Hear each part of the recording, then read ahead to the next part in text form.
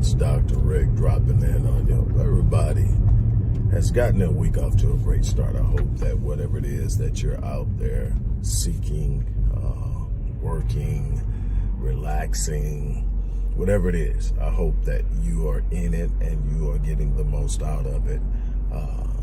Everything, get the most out of it wherever you're at in your day. If it's a time of your day or your week or your month where you're settling in and relaxing and recuperating and recovering, max it out. If it's grind time, max it out. If it's developmental time, max it out. If it's family and love on your loved ones time, max it out. Don't have to anything. Be committed. Be all in. Look, we are rapidly approaching the end of this year.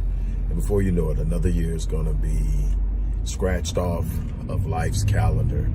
And you're going to be 1 year closer to the closing of the book of your legacy. And you've got to ask yourself, what does your legacy look like? I tell people all the time, the first half of my life was about me. It was about proving what I could do, proving what I could have, proving where I could go, proving that I had made it. And then at some point I realized all that proving, all that accumulation of things, all that things that I thought meant a lot still had me empty. I couldn't find the fulfillment in it. After sitting down with a mentor and having a discussion, I realized that I wasn't operating in my purpose. I wasn't building a legacy. So I tell people all the time, the first half was about me. The second half is about my legacy. What am I leaving behind that will speak of me after I'm gone? That's what a legacy is. A legacy is that thing that you do so emphatically and so intensively that it has such an impact on the life of the people you encounter that it speaks of you through them after you're gone. And you've got to ask yourself, what am I doing to build my legacy? Am I building a financial legacy? Am I building a legacy of a tight-knit, well-loved, and prepared family? Am I building a legacy as an advocate in my community? Am I building a legacy as a spiritual leader?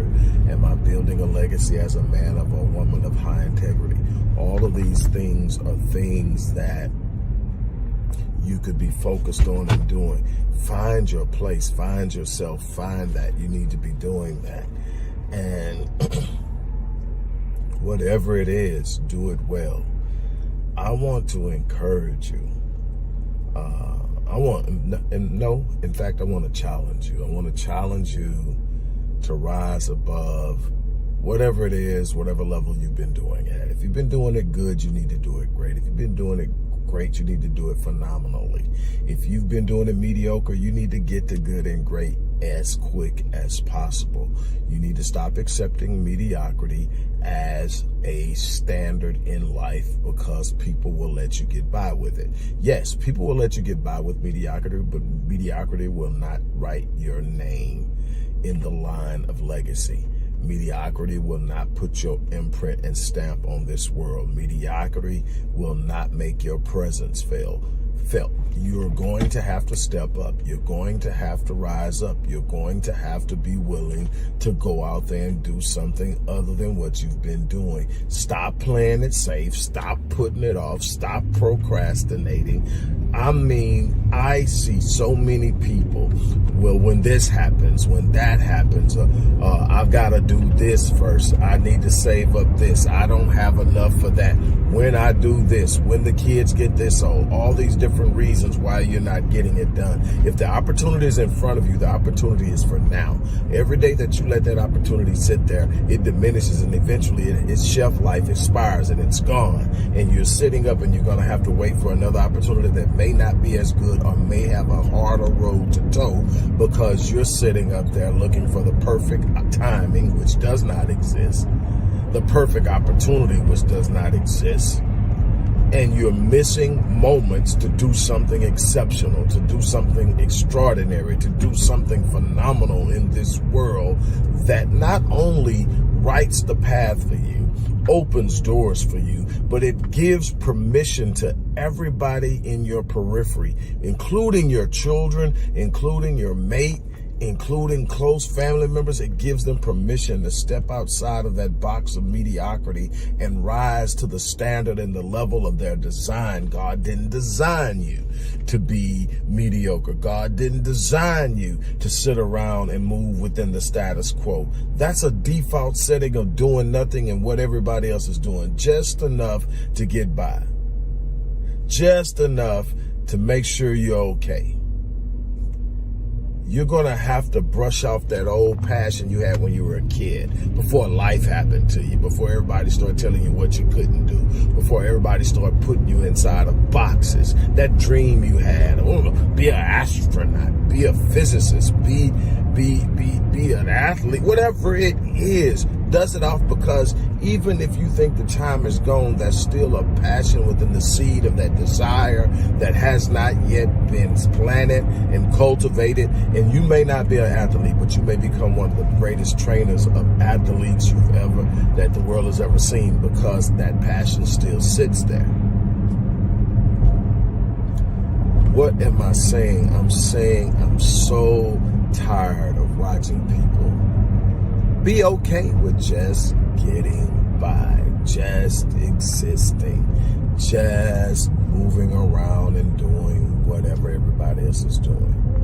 You have that moment every now and then where you go, man, it would be nice, and then you let it go because, no, that requires work, that requires sacrifice, that requires me to go out and invest in myself, that requires me to actually get up and put some skin in the game. It's a fleeting idea because that's too much of a commitment.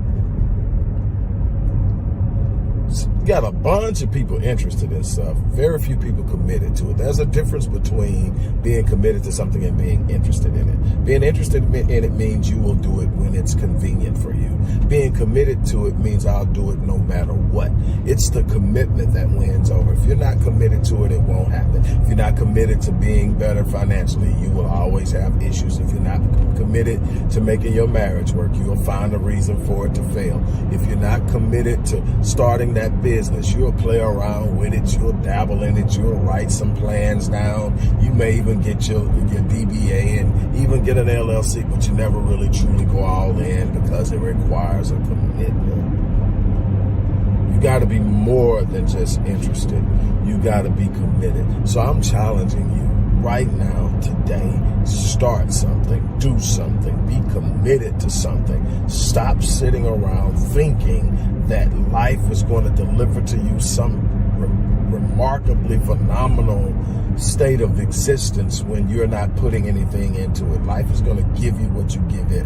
Life isn't happening to you either. It's responding to you. Your faith, your actions, your thoughts, your speech, your behavior, your circle, all of that is coming and manifesting itself in your life through the results that you are getting. So again, I'm challenging you. It's time to stand up. It's time to step out. It's time to do something. On that note, I'm going to get ready to get out of here. If you want to get started, there are going to be several ways in the description box that you can do that, from starting a business to taking a course to working with me on a one-on-one capacity. It's going to be in the description box. But ultimately, you're going to have to make up your mind to get out there and do something yourself. On that note, I'm out of here. You guys take care.